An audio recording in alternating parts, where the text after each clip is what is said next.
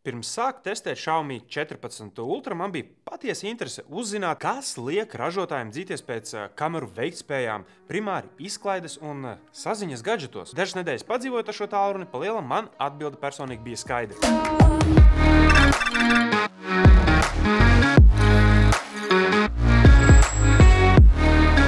Pirmais iespējas, paņemot rokās šo tālruni, bija, ka, es principā turu rokās Huawei ražojumu.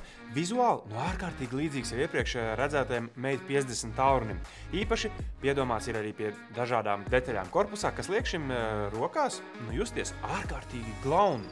Uzbūves kvalitāte? Protams, ka lieliska. Jā, kādu varētu darīt mazliet bažīgu fakts, ka kaut kas tur iekšā kratās un grab telefonu, kā tu dzirdēji, kratot. Un rada sajūta, ka kaut kas tur nav tīrs, bet tas ir saistīts ar tīri Zoom lēcas tehnisko uzbūvi. Tā pa lielam tam ir jābūt, bet kopumā uzbūve, tiešām lieliska. Tiesa, ekrāns nav ierastā Gorilla zīmola, bet gan kaut kāds shield glass, bet vispār bez pretenzijām. Pārdzīvoja mētāšanos bagāžās, kad lidoja fotografēt lietas, mētāšanos pa somu un tā tālāk. Tiesa, mani nepārliecināja kameras moduļa dizains. Tas vienlaicīgi spēja gan būt super noderīgs, atbalstot pirkstu, gan super traucējošs maisoties pa tvērienam. Jaudas ziņā šis telefons arī nav nekāds nīklis. Snapdragon 8 Gen 3, atmiņas no 256 līdz 1 terabaitam, LTPO AMOLED ekrāns ar 3000 nitu pīķis pilktumu, IP68 ūdens noturību, 50 megapikseļu visas kameras ar 8K 24 vai 30 kadru filmēšanu, 32 megapikseļu selfie kamera ar 4K 60, baterija 5000 mAh ar 90 vatu uzlādi un it kā 80 vatu bezvadu, bet tam vajag īpašu lādētāju. Man tāda nav, nevarēju pārbaudīt, bet baterija turēja telefonam godam. Paturot prātā, ka šim ir 90 vatu ātrā uzlāde, un tas tāpat turēja pie ikdienas noslodzes 16,5 stundas, tas ir iespaidīgi. Starp šī gada flagmaņiem stabili viens no stabilākajiem un labākajiem veikumiem jaudā. Bet telefona kontekstā viss ir par un ap fotografiju. Pārējais pa lielam telefonā ir otršķirīgi, un šajā apskatā kopumā arī būs lērums bilžu video, lai redzētu visu, uz ko tās ir spējīgas.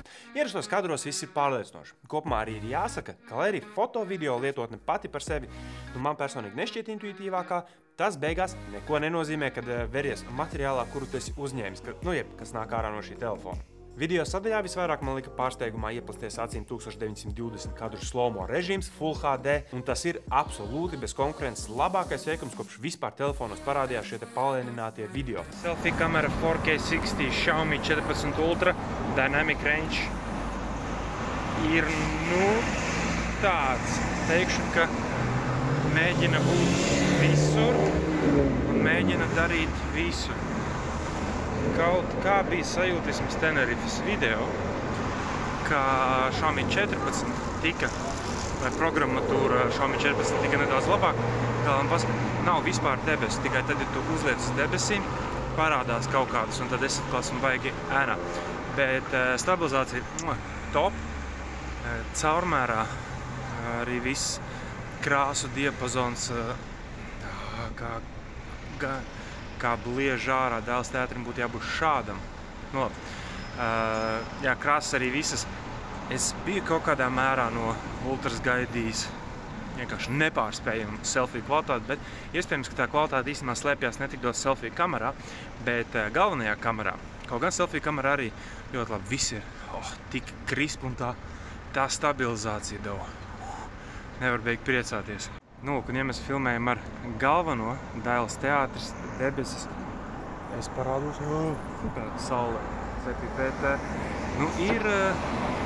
ir labi, ir līmenī, arī 4K 60, īstenībā luksofors bišķiņ jau tur bija noflikarojis, bet tas jau atkal saistīts ar to, kādās frekvencēs mums mainstrāviet, un attiecīgi pēc tam vēl visi gaismas ķermeņu un objektu un tā tālāk un tā joprojām, bet arī, stabilizācija ir ļoti līmenī, vēl mēģinu kratīt telefonu, un ir izslēgts visi iespējamās stabilizācijas, jo tās 4K nefilmē. Ar visādiem superstedijiem var filmēt tikai 1080p, kas kādā mērā ir bišķiņ žēl, bet, kā ir tā jādzīvo. Ne visi telefoni spēj dot superstediju 4K kvalitātei.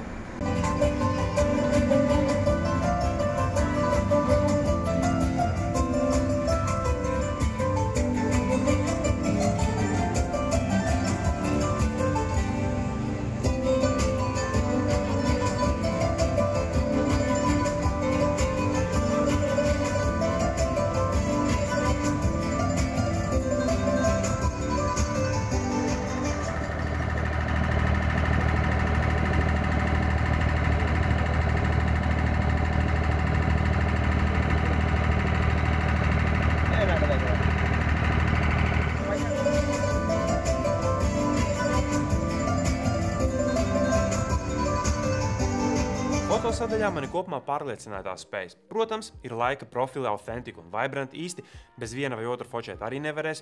Jā, bija arī pāris gļuki novēroti brīžos, kad tiešsaistē vai, skatoties, taisot, meklējot kadru, tu pietuvini tā pārlikšana starp plecām nav pilnībā gluda. Kā filmēšanā strādā zooms līdz 15 reižu, bet tur vēl būs dedicated kadri. Kā debesis pārlec. Tas ir no līdz 2 zooma uz 3. Šis, nav tas gludākais pārleciens, bet 15 reižu zooms. Un vienalga stabili.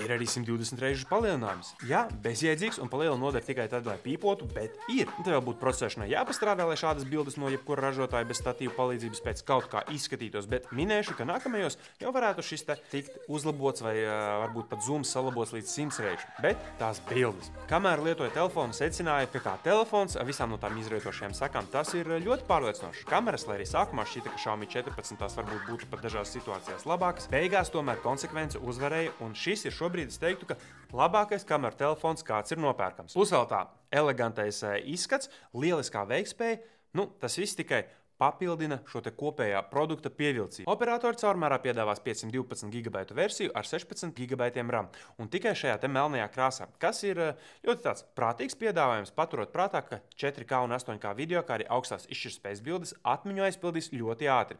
Bet cena attiecīgi par visu šo luksusu arī ir luksusa. Apmēram 1500 ir ļoti daudz. Tā psiholoģiski tā ir grūti sagramojama cena. Jā, tur ņemot kaut kādā nomaksā varbūt nešķitīs tik daudz, bet kopumā šis telefons arī konkurē ar S24 Ultra ar iPhone 15 Pro. Un līdzvērtīga apjoma iPhones īstenībā būs dārgāks, bet līdzvērtīgs Samsungs atkal īstenībā būs lētāks. Bet Samsung tomēr zaudē foto kategorijā diezgan ievērojami vairākos punktos, tādos kā video stabilizācija, foto daudzpusība, slow-mo video, un lai arī Samsung ir ar 200 megapikseli kameru, tai pietrūks savukārt daudzveidības iespējas. Jā, HyperOS kopumā jau zaudē saviem konkurentiem tīri intuitīvitātē un reklāmās tevi katrā vietā ārpus standarta lietotnēm, bet, ja tam nepievērš uzmanību konkurentu argumenti, principā ar to arī beidzas.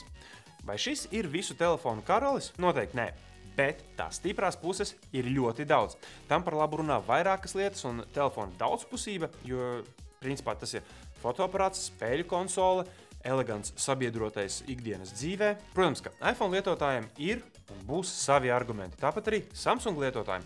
Bet tie, kuri vēl nav nobāzējušies, kā saka, kādā no nometnēm, Xiaomi 14 Ultra varētu būt tieši tas telefons, kuru meklē. Ar to arī es domāju, ka šajā principā telefona fotospēju apskatā būs viss. Paldies, ka nospiedi patīk zem video, ka abonē kanālu un visādi citādi. Tu jau zini, mēs ar tevi tiekamies kādā no nākamajiem video. Atā!